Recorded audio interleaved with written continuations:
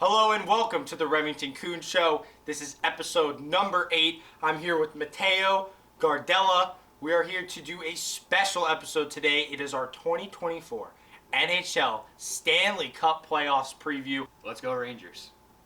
No. Let's get right into it now. Mateo, you want to start in the Western Conference? All right, so we're just going to do a playoff preview here. I have the bracket pulled up. Let's start the first series. The Western Conference regular season champions, Dallas Stars, against the surprising 8 seed Vegas Golden Knights. In terms of surprising that no one thought they'd be an 8 seed because we all thought they'd be a 1, 2, or 3 seed. Correct, yes.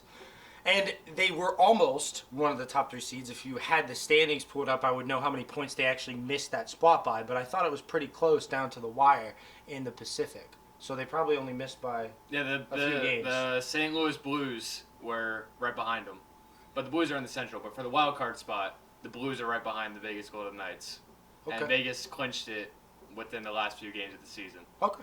And they had a lot of injuries, correct? A lot. Mark Stone and Thomas Hertl, who they acquired at the deadline.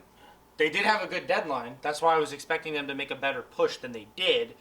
But obviously, being a wild card puts you in a spot where if I had to analyze that matchup in 3 words, I would say that matchup looks like a Western Conference final matchup between the two powerhouse teams, the Dallas Stars and the Vegas Golden Knights. Like you said, the Knights should not be an 8 seed, and the fact that these two unbelievable hockey clubs are playing each other in round 1, it's mind-bending to me. I think it's crazy. The Dallas Stars, who won the Western Conference for regular season, obviously, get rewarded by playing the defending Stanley Cup champions, the Vegas Golden Knights, that have almost the same roster that they had last year, while adding Thomas Hertl at the trade deadline.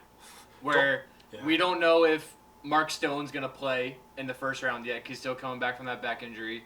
But we know Thomas Hertl's going to play, where he came back about 2 weeks ago. But for the Vegas Golden Knights, what's been a struggle for them this season is that they don't know who's going to start Game 1 yet between Adin Hill and Logan Thompson. Because Adin Hill has been battling injuries for most of the season, while Logan Thompson has been there holding it down. But I pulled up both of their numbers, and they have almost identical stat lines, Adin Hill and Logan Thompson. Yeah.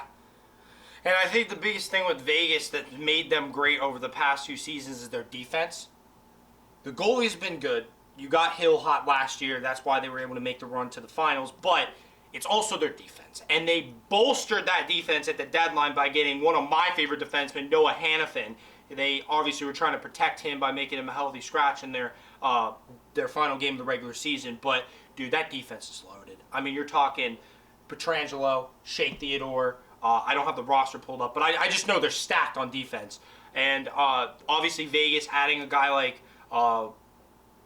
Thomas Hertl and Anthony Mantha, that's just secondary scoring for them because you obviously had the big dogs. You got Jack Eichel, you got Jonathan Marchessault, you got the guys that are going to kick it, and Vegas is always going to be a problem. If you can score goals and if you have defensive goaltending, that's what's going to carry you in the playoffs. I like Vegas a lot, but Dallas, man, I mean, every year it seems like I'm saying it's Dallas's year. But since Jake Ottinger became the real deal, this team has taken it to a whole nother level. And I think with Jake Ottinger, I mean, you got the stats pulled up. Dude had 35 wins this year.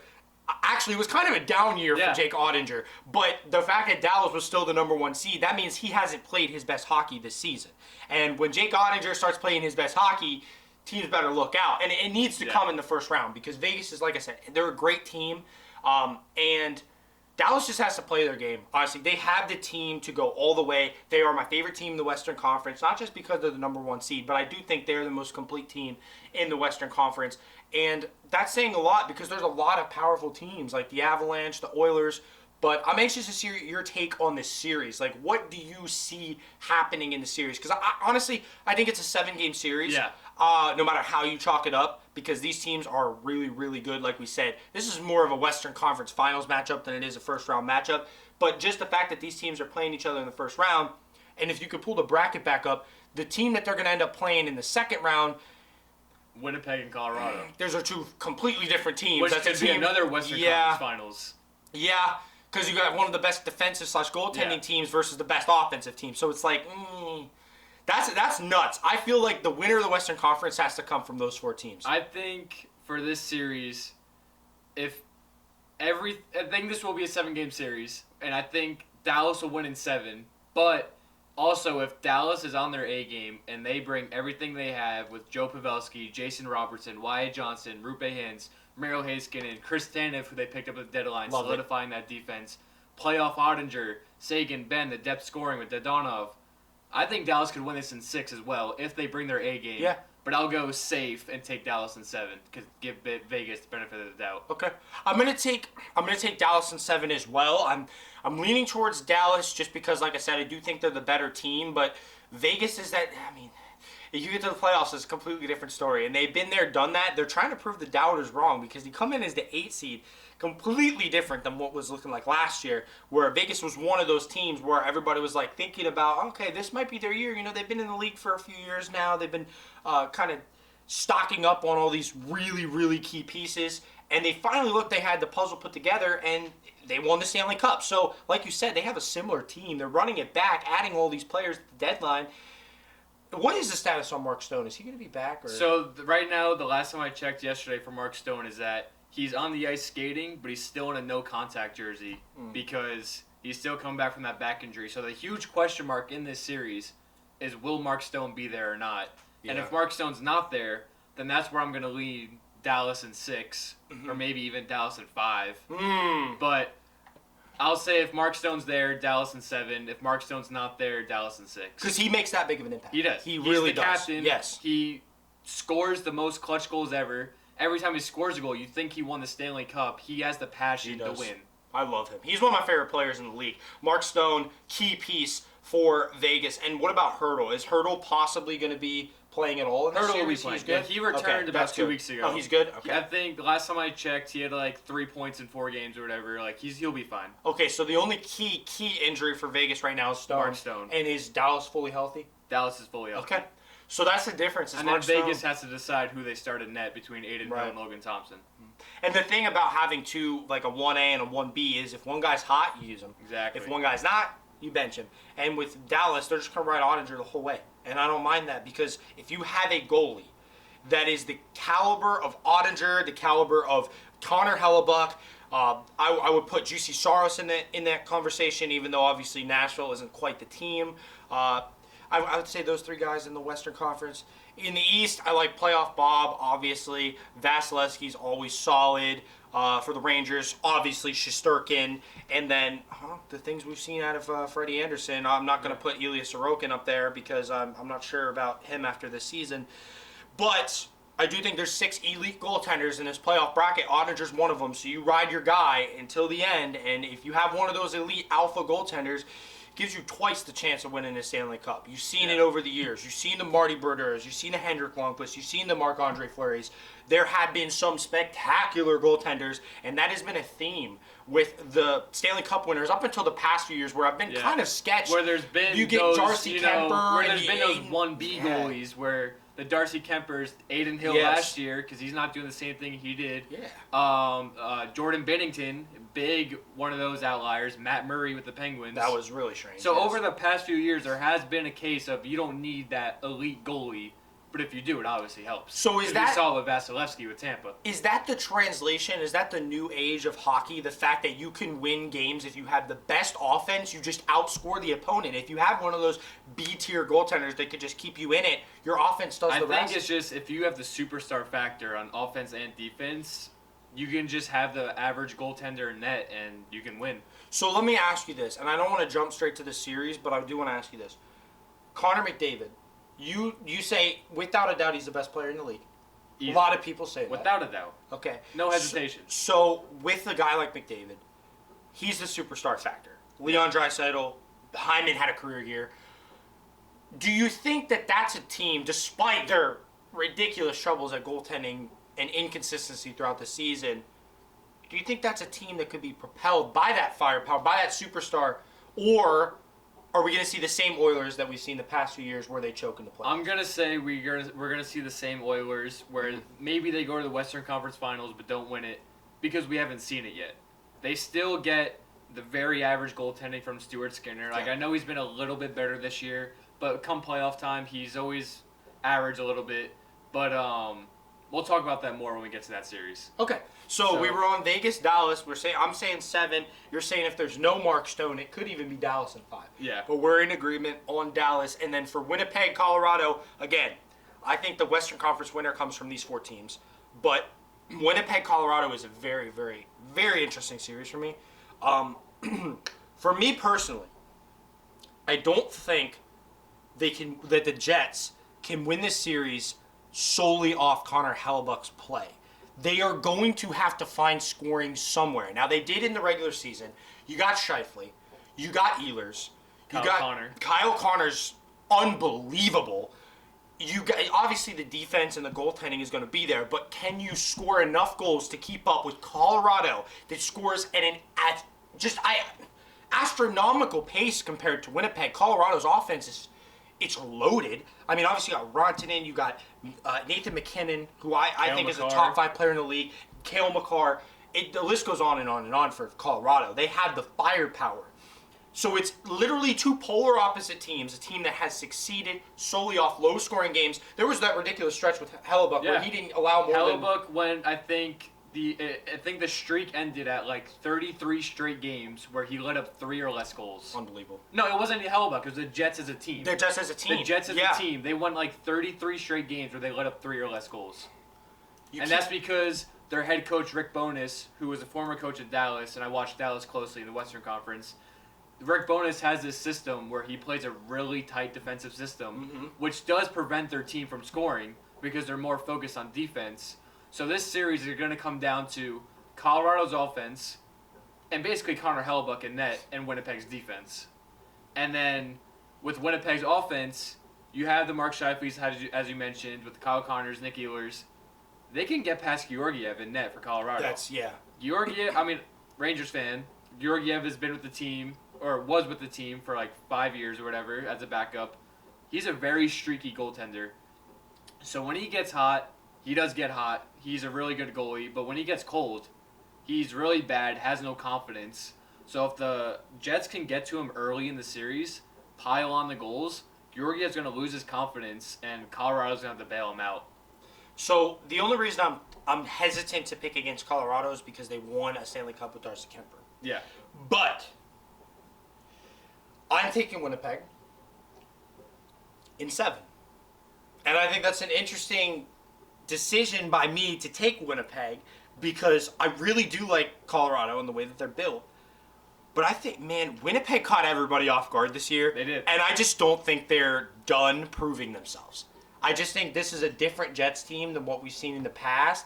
Like you said, Kyle Connor is one of my favorite players in the league. I'm going to say that about a lot of these guys. But Kyle Connor, he was hurt for a while when he came back, dude. He's just, I think even recently, he's been scoring like crazy. Yeah. And obviously, I really like Mark Scheifele. I like the way this team is built. I just, Adam Lowry's another good name. I think it's going to come down to Connor Hellebuck's going to stand on his head like he does, and as long as that offense can find goals, you said it, they have the ability to beat Georgiev. Georgiev is not in that elite tier of goaltenders as far as I can tell in the National Hockey League. So I'm always going to go with that alpha goalie with that defensive first team, and the scorers are going to find a way. I think you got to lean on Connor, you got to lean on Scheifele. These guys are going to take them to the next level. At least to the second round, I think Winnipeg advances. I'm going to go the other side here. All right. I'm going to take Colorado in 6 because I just think that offensive firepower and the depth that they have on this roster overall, offense and defense, adding Casey Middlestat at the deadline. That was nice. I think they can protect Georgiev enough to where they can get past Connor Hellebuck in 6 games. But Connor Hellebuck will for sure steal at least 1, maybe even 2 games in the series. I think that's all he would have to do. I think if he stole 1 or 2 games, they win the series. I think that's the difference. Because think about this. Think about the depth of the Jets, though.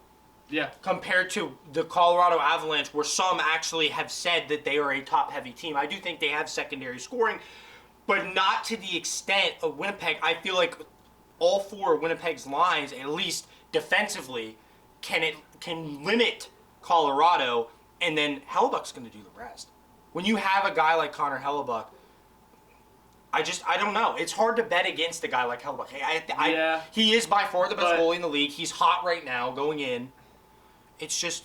For me, it's hard to bet against Colorado in the first round when you have Nathan McKinnon coming off a career year by miles, putting up 140 points this year, set the Avalanche franchise record in a single season.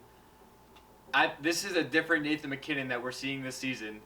And you still have Cale Makar in the back end. You still have Mikko Rantanen and Valeri Nichushkin in the secondary scoring. Like him, yeah. I just have to take Avalanche in 6 in this series. So, do you think it's that superstar factor again I think it's a superstar Colorado, factor Nathan again. McKinnon does his thing? They've done it before, too. Exactly. Again, another team that's Done it won again. recently.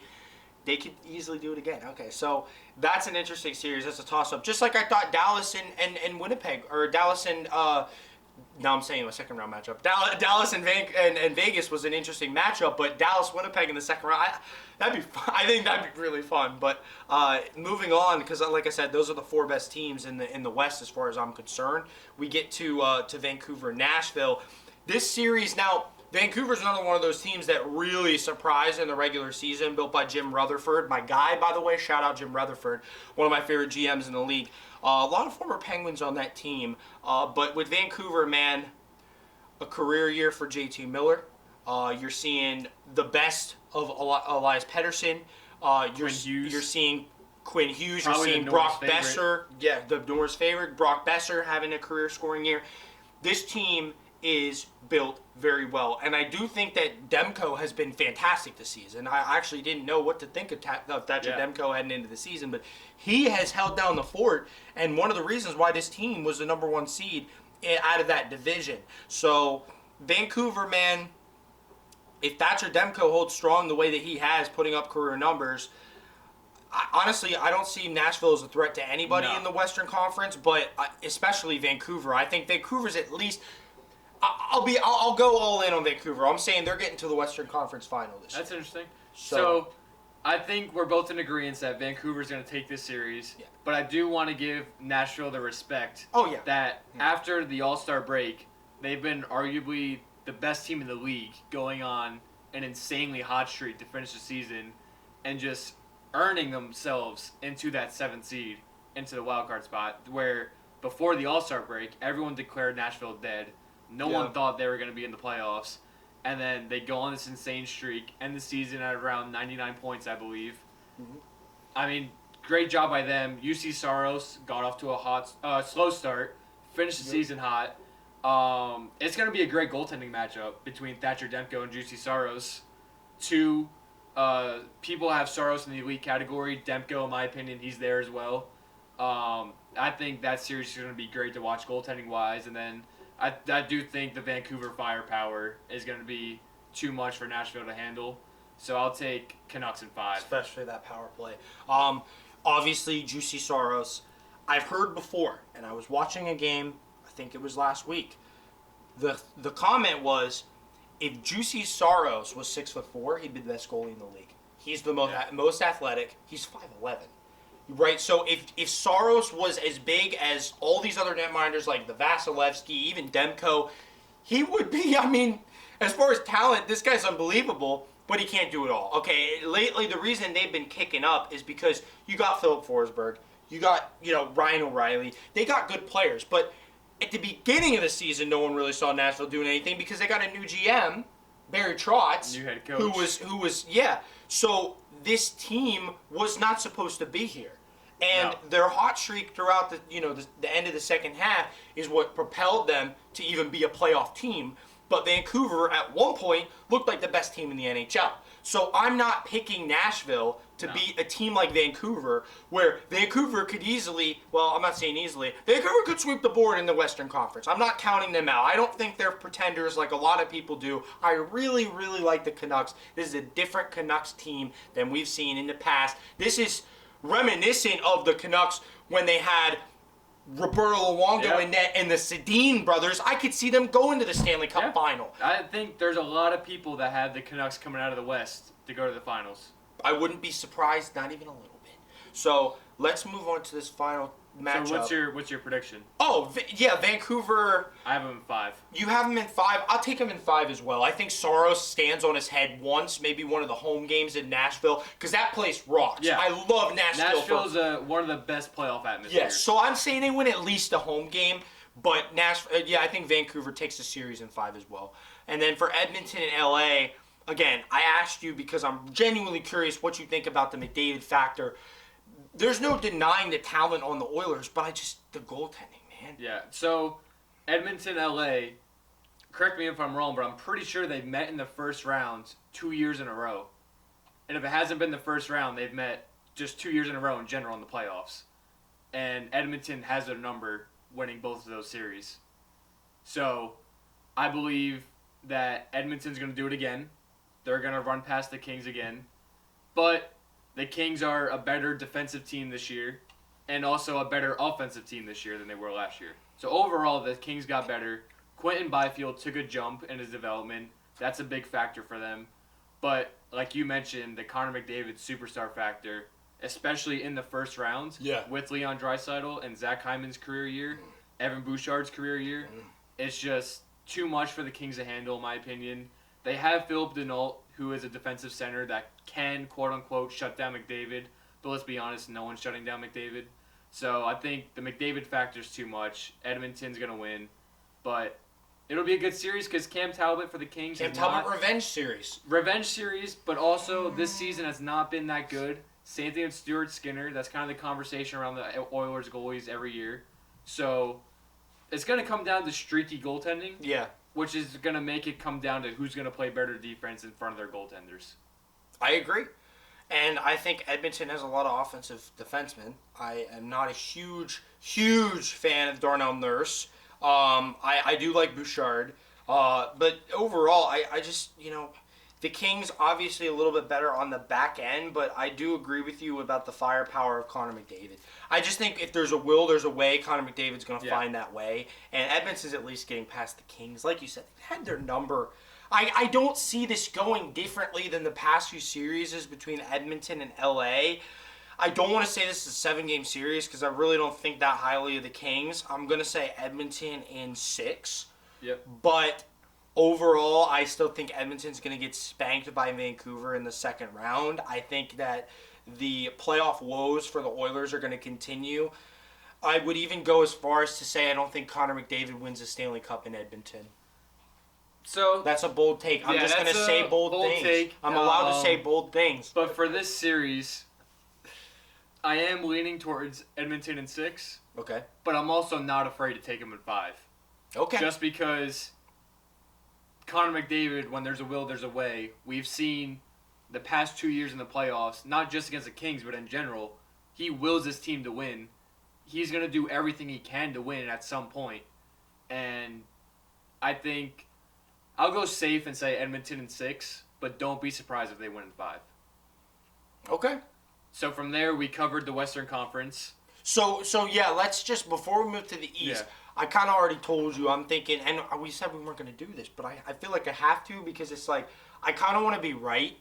And if I can predict something this far in advance, it would look even better. So I would say if Dallas comes out of that series with Vegas beating off the defending champs, dethroning the Knights, and then Winnipeg somehow takes out Colorado, Dallas, I feel like, would still win that series against Winnipeg or Colorado. I just really think Dallas is put together this year. And then Vancouver beating Edmonton.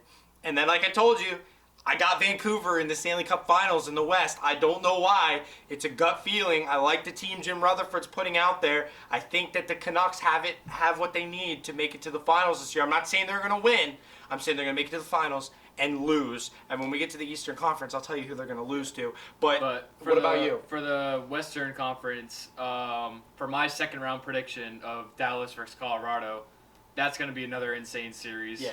I'm going to take Dallas out of that series. I think you have Vancouver going to the finals. I have Dallas going to the finals out of the West. I just think this year they're too of a complete team with Ottinger and Net to lose to anyone in the West, in my opinion. Do you think Edmonton makes it to the conference final? See, that's the thing. Vancouver, Edmonton, I do see Edmonton beating Vancouver. Okay. Because it's one of those things where Connor McDavid is just better than everyone else. He's going to prove that the past 2 years in the playoffs, he's proved that he's better than everyone else. He's just going to do his thing. And then you still have Draisaitl that we keep forgetting about. So, Edmonton, Vancouver, I'm taking Edmonton in that series. I don't know how many games, but... And then the Stars, Edmonton Conference Finals, taking Stars in that. As I mentioned, I have them in the Stanley Cup Finals. I think they're two of a complete team for Edmonton to beat. Okay. Because Connor McDavid, he is a one-man show, but not against Dallas. Okay. Let's go to the East. All right, so we have the first matchup, Battle of Florida. Love the Battle That's of a Florida. matchup that everybody wants to see, in my opinion. Yeah. Like, And how can you not love the Battle of Florida? We got it 2 years ago or 3 years ago, and that was when Spencer Knight came up and debuted. That was an amazing series for that Battle of Florida, so we're getting a rematch of that. And this is interesting because Florida, they won the Atlantic, but throughout the year with Vancouver, they were like neck and neck at the lead, and also with the Rangers. And then towards the end of the year, they kind of dropped off just a tiny bit. Yeah. Not a lot though, just a tiny bit. And Tampa, the season Kucherov had 144 points, which is unreal. Yeah. And I'm not going to say unheard of because McDavid put up 143 last year. Right. But Kucherov putting up 144, no one expected that. His previous career high is 128. And I'm going to go out on a limb and say if Kucherov misses the entire year with injury, he's not on Tampa this season, Tampa could have missed the playoffs. I agree. Kucherov single-handedly carried Tampa to this spot, the 7th seed in the East, and that's with Vasilevsky not being Vasilevsky. Vasilevsky had a very mediocre season. Mm-hmm. He's not the big cat that we all know that he is, and he almost posted a 3 goals against average and a flat 900 save percentage. So he was 1%, not even 1%. He was 0.1% away from having a save percentage of the 800s, and that's not the Andrei Vasilevsky that we've seen win back-to-back Stanley Cups. No, not even close. And you talk about a team that started the season with Johansson and net, and no one really expected this out of the Tampa Bay Lightning. If I'm being honest, I think we were starting to see the decline, and I will even go as far as to say the downfall of the Tampa Bay Lightning. The dynasty is dead.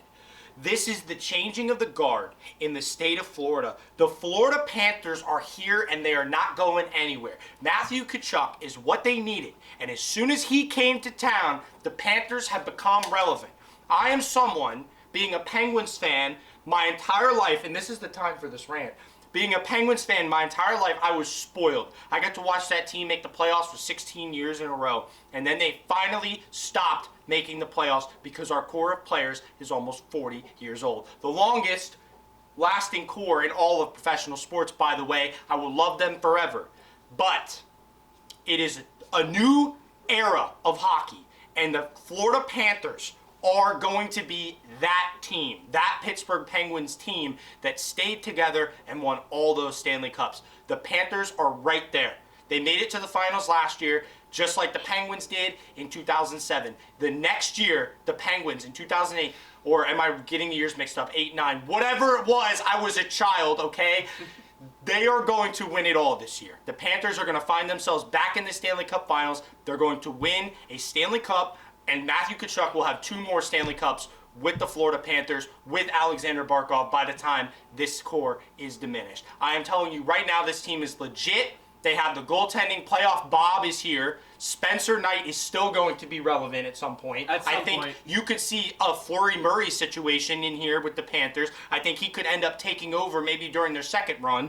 But this is the year for the Florida Panthers. They were so close. I'm going to emphasize that they were so close last year. This team was so bad for so long, to the point where they were basically giving away tickets to their games. They've been little brother in the state of Florida for so long to Tampa Bay. This is when they stick it to the Bolts, and the Bolts won't be back in the playoffs for a while. This was the last effort for Nikita Kucherov, getting that team into the playoffs, willing that team into the playoffs, having a career season. This is it. After this year, you won't hear about the Tampa Bay Lightning because just like the Penguins, they'll be missing the playoffs year after year. I hope Steven Stamkos goes somewhere else that he can win because this team is going to be garbage. Just like the Penguins, I'm going to have to endure the next 10 years of rebuilding. But the Panthers are here to stay for that 10 years. This team is legit, and I have them winning it all. I keep saying it because when this happens, I'm going to play this rant back, and I'm going to tell you all that this is the end of the Lightning and the beginning of the Panthers. Cat country, baby. Cat country. So I agree with almost everything you said. Really? I didn't even think you were going to say that. I say almost because biased Rangers fan, don't agree with your Stanley Cup prediction. But I'm going to emphasize bias. But also, I don't agree with if Tampa loses this series that they're going to miss the playoffs for the next foreseeable future. Because as long as they have, even though Vasilevsky had a down year, he's still young. He's still like 29 or 30 years old. As long as they have Vasilevsky, Nikita Kucherov, Braden Point, Brandon Hagel, Victor Hedman, Stammer might leave, but I think personally he might stay. As long as they have those guys, even without Stamkos, they'll be fine. You only named 2 guys that aren't trending down. Who's trending down? All the guys you just mentioned, other than Braden Point and Brandon Hagel, were trending down. I would say that there's no way Kucherov's matching that production that he did this year. He's not going to match it, I don't but he's going to think put up over 100. Victor Hedman is trending down. Obviously, needing to be a Stamkos steady might not defenseman. even be there. Vasilevsky's trending. He's not the same goalie. Vasilevsky's going to bounce back. You think he's going to bounce back next He year? didn't start this year because of a back Correct. injury, Yes. back surgery. Correct. That's yeah. a hard thing to I come give him back credit from. for coming back. Yes. But, I am admitting, I'm not a Tampa fan at all. I am admitting that Vasilevsky had a down year. He was average or below average this year. But I think he will be back next year. Kucherov's going to put up over 100 points next year. Not 144, but he's going to do over 100. He's great. Yeah, he's great. Braden Point's going to put up 40-plus goals like he does every year. Brandon Hagel is going to do 25, 30 goals. As long as they have those guys, and then you have Victor Hedman steady on defense, Where's the depth? Where's the depth for that team? Because here's the thing. I see that as top-heavy. The same way that they saw the Penguins for so long. Once that core stops producing at a high level, you lose a guy like Stamkos, which I do think they lose Stamkos. I don't see how you replicate that kind of production. I understand Kucherov's going to be a stud. I really, really like Brandon Hagel. And Braden Point. I just, they're not going to keep Duclair, right? He's going to be a free agent. They should, but he's going to be a free agent.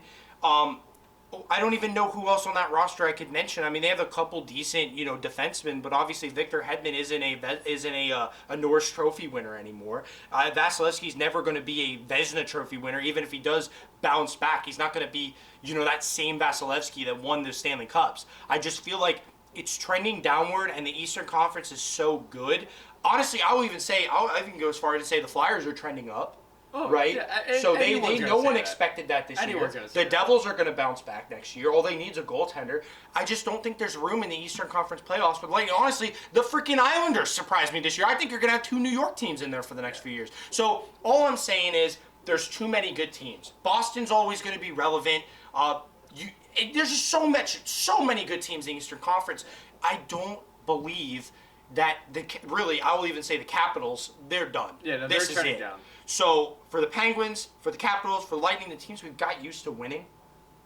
No, it's the new age. It's the new era of hockey, and it is not the Tampa Bay Lightning's time anymore. It's the Florida Panthers. There's a new alpha in the state of Florida. There just is. And going back to the Panthers real quick, what's been really big key to their success of finishing first in the Atlantic is that Bobrovsky was the goalie that they signed to be Bobrovsky for in the regular season. Because, obviously, when they've made the playoffs with Bobrovsky, he turns into playoff Bobrovsky. Yeah. He kicks it up a notch. But this regular season, this is by far the best regular season he had since signing with the Panthers. I agree. Posting a 237 goals against and a 915 save percentage with 6 shutouts. Yep. We did not see that from Bobrovsky in his past, 4 seasons with the Panthers. He's always had a high 270, 280 goals against with a really low save percentage. So they finally got the guy that they signed for the regular season, and then he's going to carry it over into the playoffs. Yeah. And that's a big key to their success with the core of Matthew Tkachuk, Alexander Barkov, Sam Reinhart, who had a huge career year. Bennett. And Bennett's a good. contract year. Bennett, Brandon Montour, Gustav Forsland, who They're just so good. Forsland got a 5-year extension over the season. Aaron Ekblad. So their team is complete. I still think he's underrated. Yeah. And this series, like you said, changing in the guard, Battle of Florida. They brought in Tarasenko. They brought it. Completely forgot about that. Love Tarasenko on the Rangers last year. Dude, this team is loaded. Listen, the other thing that I look at, they had the cold spell. You mentioned it. Dude, they sucked for like 10 games. Then they're back. They got it over with so that it doesn't happen in the playoffs because everybody goes through it. They already went through it. When they get to the playoffs, Bob's hot. The offense is, they're going to fire on all cylinders. They are going to beat the crap out of the Lightning. I have the Panthers winning this in 5. I'll take the Panthers in 6 because I'm still going to give respect to the Lightning of Kucherov's league-leading 144 points. Yeah. And then I do think that Vasilevsky does not turn into the guy that we saw 2-3 years ago when they were winning Stanley Cups. But Vasilevsky will turn it up just a little bit, enough to push this to 6 games. So I'm going to take Florida in 6. But I'm still going to give respect to the Lightning that Kucherov's still Kucherov, Stamkos is still Stamkos, and then Vasilevsky will turn it up a little bit. You can't downplay experience. No. So a team that's with been John there, Cooper behind the bench, who's, in my opinion, the best head coach in the league. I just think it's time to put a fork in them. That's I why I agree. think the Panthers are just going to claw their way through this series. And the Lightning are going to be extinct.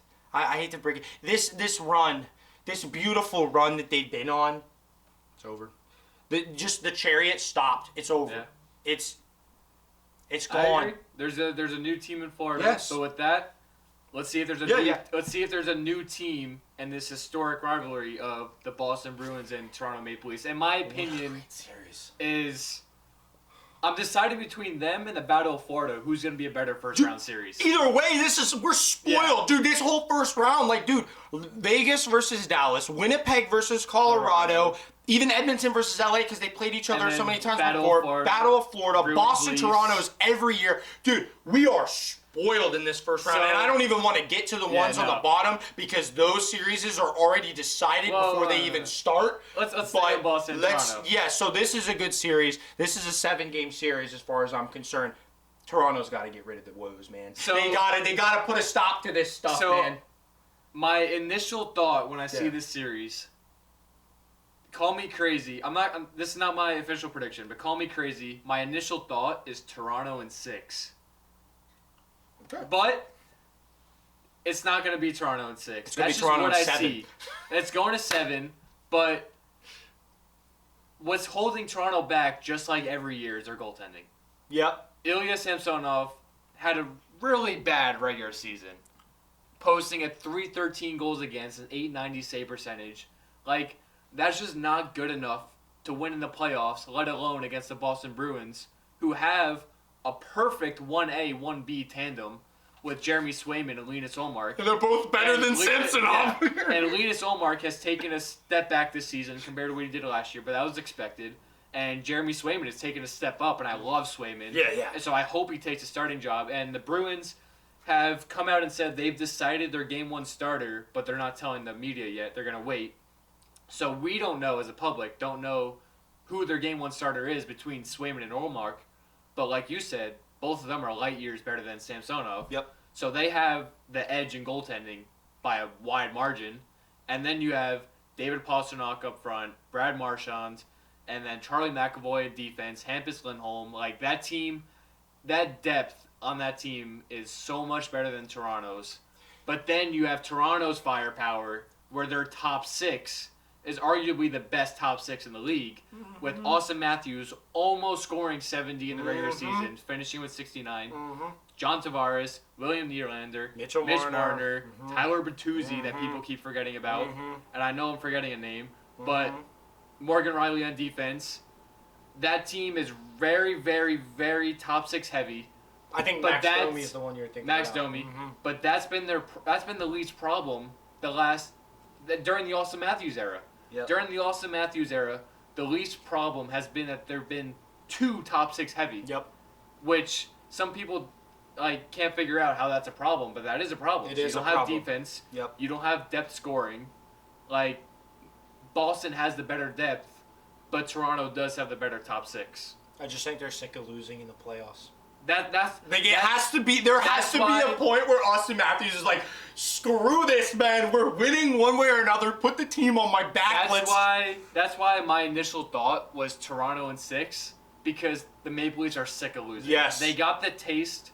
Mm-hmm. Now I can't believe I'm saying they got the taste of winning by winning one round. But they got the taste of winning by beating the Lightning last year in the first round. And I know Austin Matthews wants more than that. John Tavares wants more than that. Mitch Marner wants more than that. William Nylander wants more than that. But go back to Boston, their goaltending is too good. Their depth is too good. Can't forget about David Pastrnak. Did you expect them to be this good this year? The Bruins? After Bergeron retired, did you expect them to still be this good? No. I thought they would take a step back after Krejci and Bergeron. Everyone thought with Bergeron and Krejci retiring that they would take a step back because Pavel Zacha was their first-line center. Yeah, right? But once again, the Bruins have been doubted for like 4 years in a row. Yep. Going into each season, the Bruins get doubted. Yep. And they prove everyone wrong. Kind of like what the Penguins were doing before they started missing the playoffs. Yep. But I don't know. This is the hardest series to predict, in my opinion. This is the hardest series to predict. I don't know who to lean towards. I don't know. I got Toronto. Toronto in what, 7? I got Toronto in 6, remember? Oh, no, you said Toronto in 6. I said Toronto in 7. Toronto in 7. Toronto in 7. Boston's depth and their goaltending just keeps getting in my head. So you're not going to go with your gut? I don't think so. Oh, okay. So that's a bad move, though. You always go with their gut. Yeah. But my brain's telling me to go Bruins in 7. I think it's going to be... So the Battle of Florida, there's a changing of the guard. Yeah. A new team in Florida. But with this rivalry, this year, there's not going to be a changing of the guard. I'm all about the Bruins. The Bruins are going to stay dominant against Toronto. Toronto's going to lose in the first round again. Okay. Bruins in 7. Okay. I understand it. I respect it. I think whoever wins is getting spanked by the Cats in round number 2. Yeah. So we go to the third matchup, which is something I'm not even asking you about. No, I'm kidding. Rangers fan, why do I want to talk to this guy about this series? I mean, come on, Rangers in 4, right? Well, don't get ahead of yourself. We talked about it before the show. Rangers, Caps. I can't believe I'm saying this because I would have never said this going into the season. Rangers, Capitals in the first rounds. Of all the people that I'm scared of on that roster, between Alex Ovechkin, TJ Oshie, all of them, I'm scared of Charlie Lindgren. Really? Charlie Lindgren finished the season very, very hot. And he's taken the starting job from Darcy Kemper. And this season alone, Charlie Lindgren's played 3 games against the Rangers, 2-1 with a 1.35 goals. Yeah, you were telling me about that. Yeah. So he knows how to play against the Rangers, and the Rangers are historically bad on shooting on bad goalies, which a lot of people think Charlie Lindgren is. Yeah. Not a real starter. Rangers are bad against backups, and I don't think the Rangers are going to lose the series at all because Artemi Panarin, career year, monster year, 49 goals. Yeah. Mika that I'm wearing right now. Shesterkin in net. Adam Fox, who can be a Norris contender every year.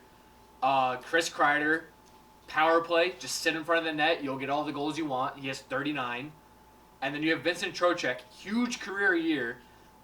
He finished around 75, 80 points. I forgot what his final number was. Alexis Lafreniere, who I know you're indifferent about, but Alexis Lafreniere finally broke out in his 4th season, putting up, I think, 58 points. Lafreniere is here to stay. He is here to stay. That's a breakout. He played with Artemi Panarin finally for an entire season that Gerard Gallant never did with him. I know because you're a Penguins fan, you didn't watch a lot of Rangers games, obviously, but as a Rangers fan who watched almost every game this season, if you watched the Rangers, Alexis Lafreniere, besides Panarin, was always one of the best forwards on the ice. His points didn't translate because either Trocheck or Panarin or someone else didn't finish by luck or whatever. And also another note about Lafreniere is that he put up 58 points or whatever it was without power play time. He's not on the first power play unit, And if you watch the Rangers, power play 2 gets like 30 seconds every time. And that's not enough time to do anything when you're coming off a transition change and everything. So with that being said, the Rangers are deep as well. They have a deep roster. Matt Rempe on the 4th line. Absolutely love him. People are indifferent about him. But Jacob Trouba, captain, he's going to lay down the hits. Keandre Miller, Braden Schneider. Trouba. Throw Trouba out of the mix, Like I mentioned, Shesterkin and net. As a Rangers fan, I think you're always nervous about your team because, you know what I mean? Like, you're always nervous about your team. Of course. But I do think Charlie Lindgren steals one game. Yeah, I'm saying 5. I think Charlie Lindgren steals one game, but the Capitals are just not good enough. They're not good.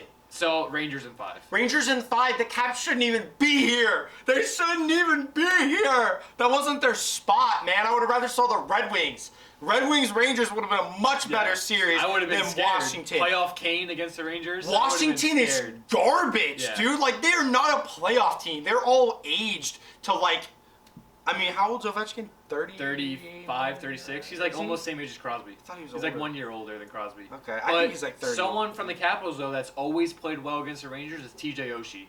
So, for the Capitals, that's a player to watch. Everyone's going to say, like, Ovechkin or Dylan Strome or all of them or John Carlson, but TJ Oshie, for me, is the player to watch in this series besides Charlie Lindgren. He's always been a Rangers killer, so if the Rangers can contain TJ Oshie and get past Charlie Lindgren, which I think they will, then they'll win this in 5.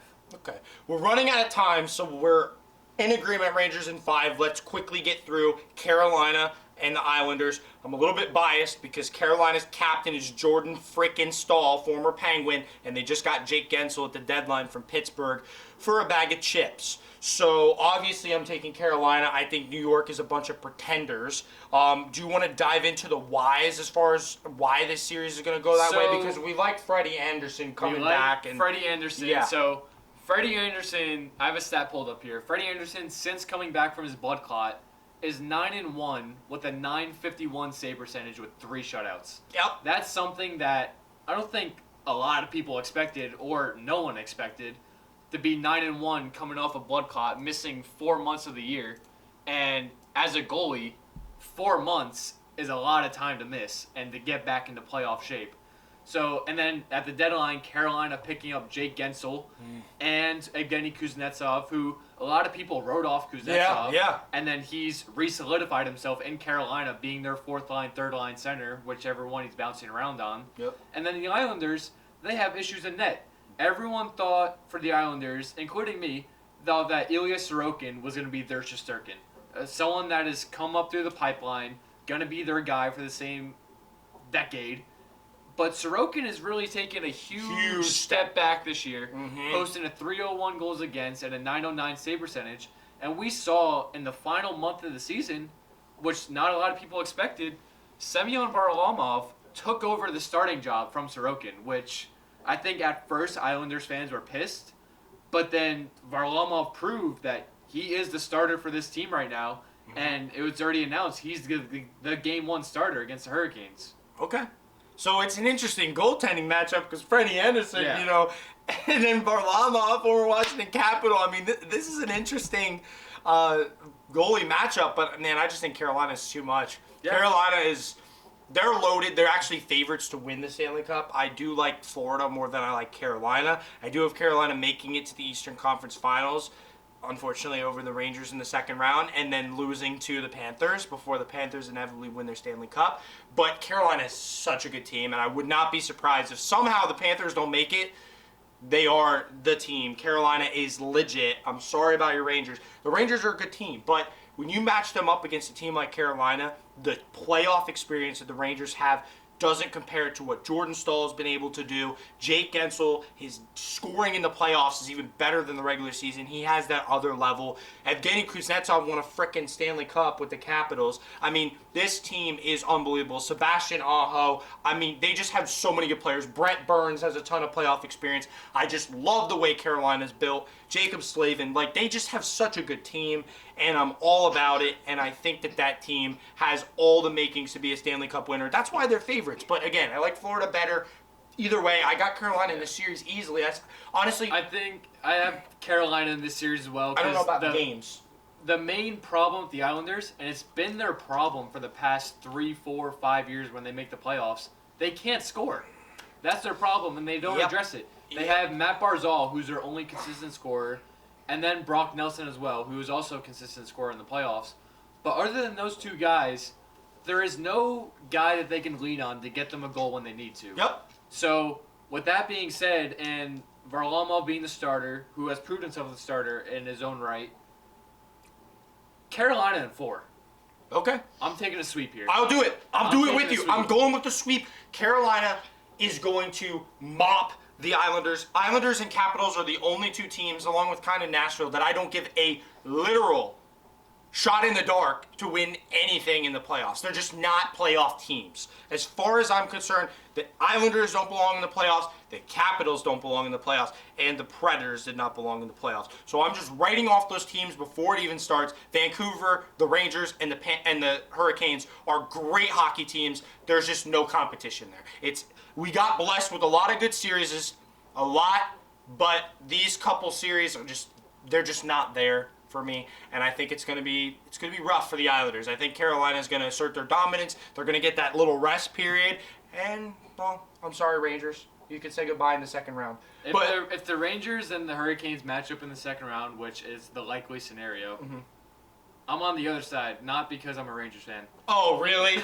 I do like the way the Rangers match up against Carolina, because in the regular season this year, we have played very well against Carolina. Shesterkin has played very well against Carolina. And then we played them 2 years ago in the playoffs. We took them to 7 games when no one gave us a chance once again in that series. And we showed them that we can hang with them, and we beat them. And both teams are better this year than they were Yes. then. I think both teams have gotten significantly better. The Rangers, they unlocked a new level that I didn't think they had this year. And Carolina, man. And for the Rangers, the big deciding factor, if they want to go all the way to the Stanley Cup Finals, is Artemi Panarin going to be a different player in the playoffs? Because with his 2 playoff runs with the Rangers, he has not really been the regular season Panarin that we all know he is. The superstar, breakout, game changer. He's going to do everything. In the playoffs, he plays a little different. Plays like what some people call scared. He's scared to make those creative plays that he does in the regular season. So this is really going to come down for the Rangers. Not in the first round, but after the first round. Can Artemi Panarin be Artemi Panarin without being nervous about anything? Understood. So you got the Rangers winning the Stanley Cup? See, I don't want to say that about my team because I feel like I'm going to jinx them, but I will say the Stanley Cup Final is Rangers Stars. Interesting. His 2 favorite teams. Oh, so thank you all for watching our Stanley Cup playoff preview. This has been the Remington Kuhn Show featuring Mateo Gardella. Thank you all for watching. See you next time.